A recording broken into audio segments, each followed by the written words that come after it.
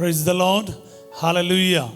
क्रिस्त में मेरे प्यारे भाई और बहनों, प्रभु यीशु के नाम पर शांति भवन रिट्रीट सेंटर बटाला पंजाब से मैं आप सबका स्वागत करता हूं। सबको जय यीशु की, हालेलुया। आज के इस प्रभात हमारे लिए बहुत खास है क्योंकि हम प्रभु के छत्र छाया में एकत्रित हैं। मैं आप सबों को एक बार फिर स्वागत करता हूं और वचन हमारे लिए जीवन का स्रोत बनकर हमारे साथ है। प्रभु का वचन, एक एक वचन हमारे जीवन में आज कार्य करें। आज आपके सामने वचन है स्तोत्र संख्या 25 वचन 3, साम्स 25 वर्स 3, भजन संहिता 25 का 3।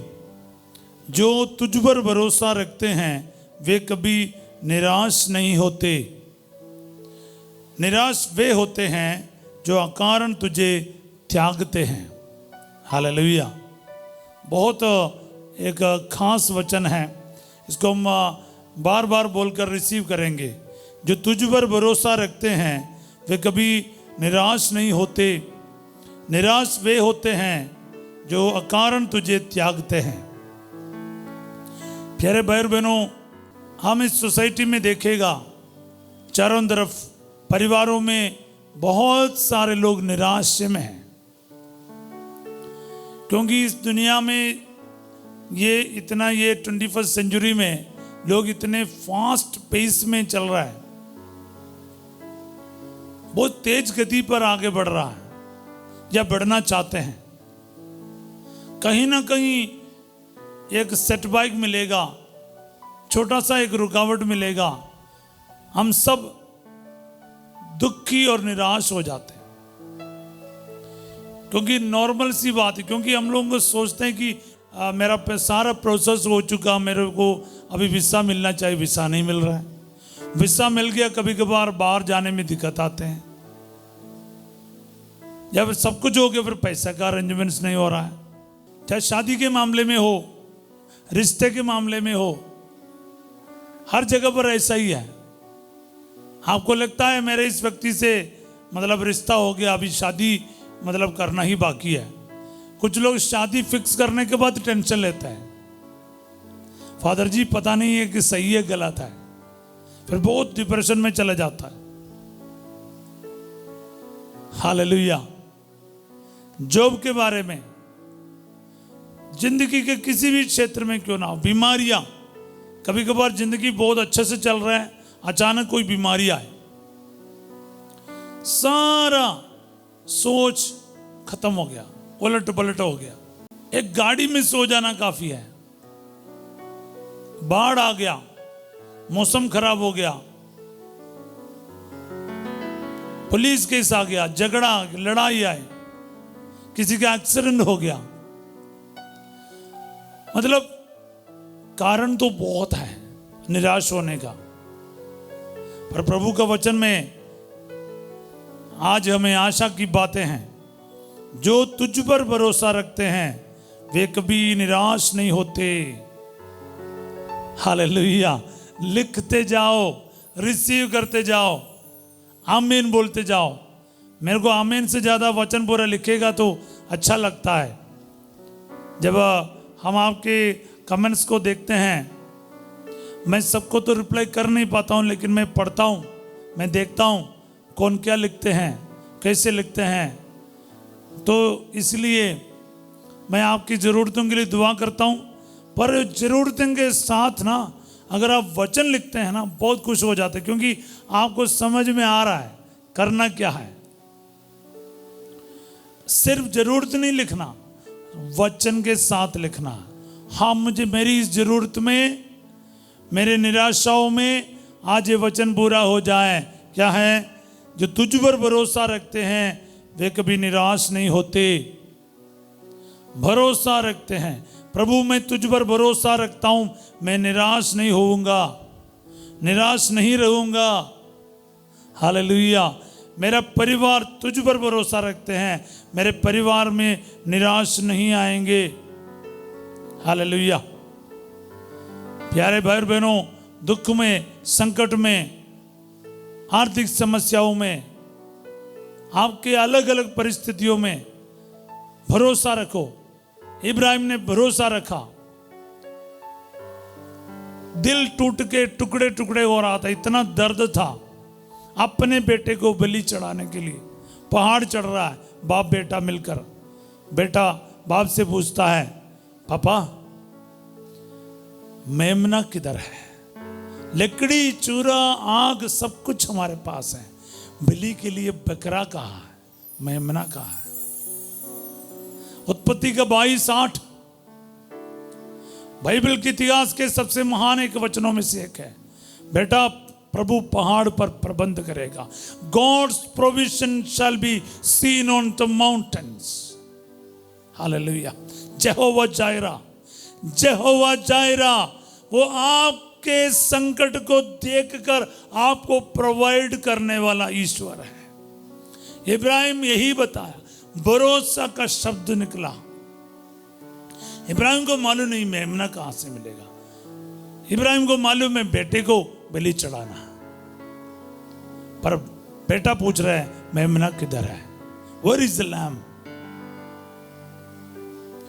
आपके जीवन में भी ऐसी परिस्थितियां हो सकता है, प्रभु पर भरोसा रखेगा तो फिर कभी निराश नहीं होगा। बोले आमीन। निराश वे होते हैं जो अकारण प्रभु को त्याग देते हैं।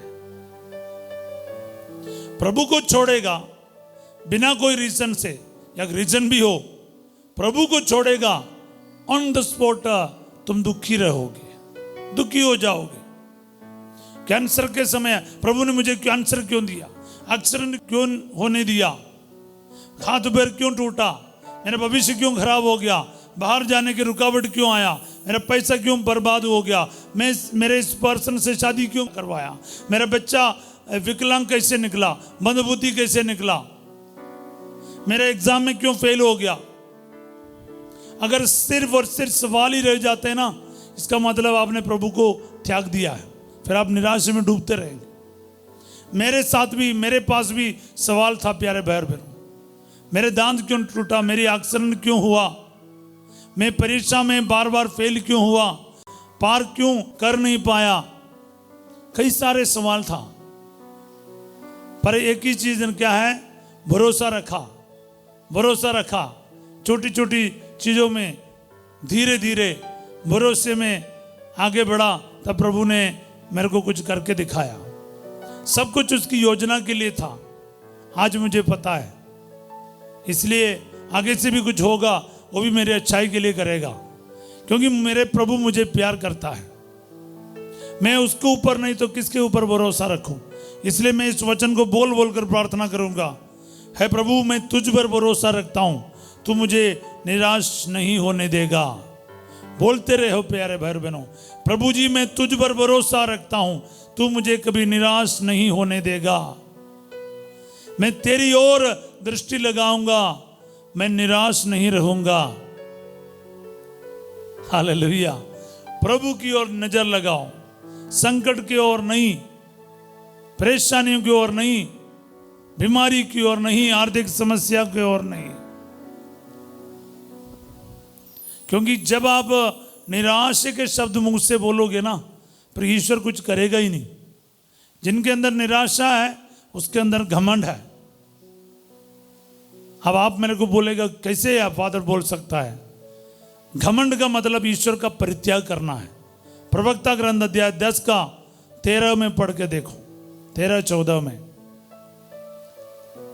घमंड का मतलब है ईश्वर का परित्याग करना, और हर पाप घमंड से प्रारंभ होता है। ईश्वर को त्यागने का मतलब घमंड है, मैं करूंगा, मेरा नुकसान हो गया, मेरा मेरा मेरा बोलता रहेगा। ईश्वर को सामने रखो, ईश्वर प्रबंध करेगा, ईश्वर करेगा।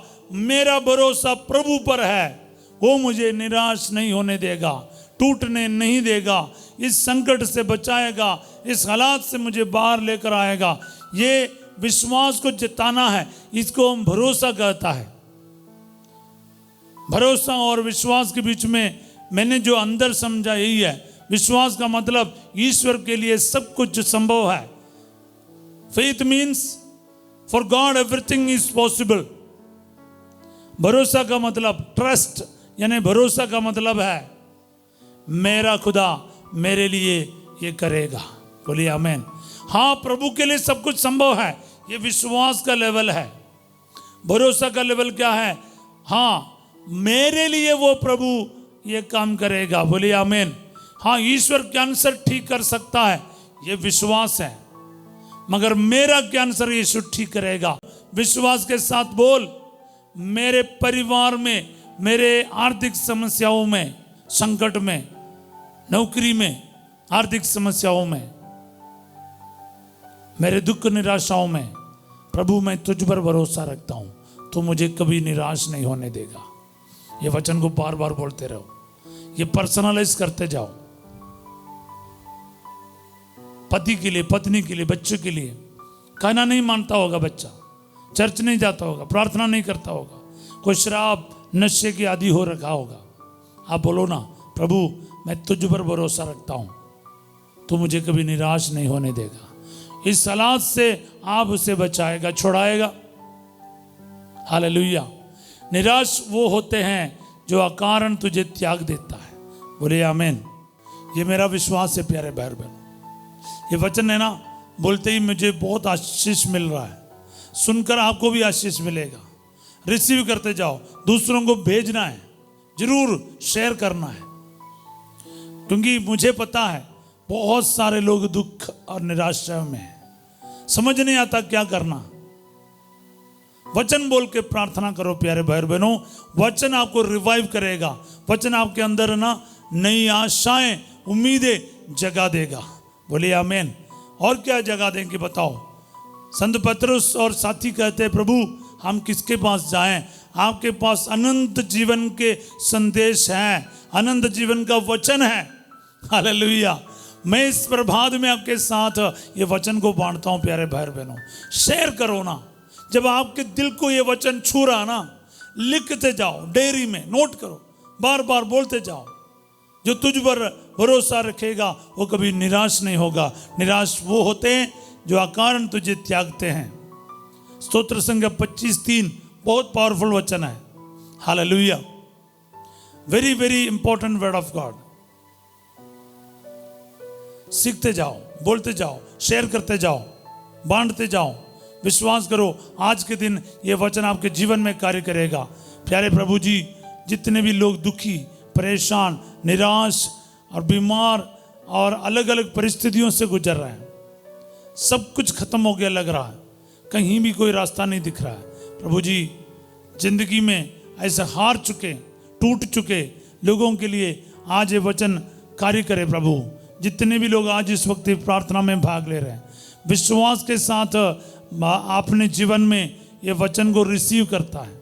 आज ये वचन मेरे जीवन में पूरा होगा। आज ये वचन मेरे लिए है। आज ये वचन मेरे बच्चे के लिए, मेरे पति के लिए, पत्नी के लिए, माता पिता के लिए, मेरे नौकरी के लिए, मेरे बीमार भाई बहनों के लिए। विश्वास के साथ रिसीव करने, जो भी रिसीव करेगा, आज ये वचन 100 गुना फल उत्पन्न करे। प्रभु जी, आज ये वचन का मैं डिक्लेयर करता हूँ, जितने भी आज ये वचन सुनेगा, शेयर करेगा, एक दूसरे के साथ बांटेगा, विश्वास के साथ दोहराएगा, उनके जीवन में ये वचन की शक्ति आज प्रकट हो जाए, महिमा प्रकट हो जाए, दुख निराशा दूर किया जाए, नई उम्मीद जागने दे प्रभु जी इनके जीवन में। यीशु मसीह के नाम पर मांगते हैं, आमीन। प्रभु आप लोगों के साथ हो। सर्वशक्तिमान ईश्वर पिता, पुत्र और पवित्र आत्मा आप सबको अपना आशीर्वाद प्रदान करे, आमीन। अगर आप विश्वास करते वचन पर, एक दूसरों को बांटते जाओ प्यारे भाई बहनों।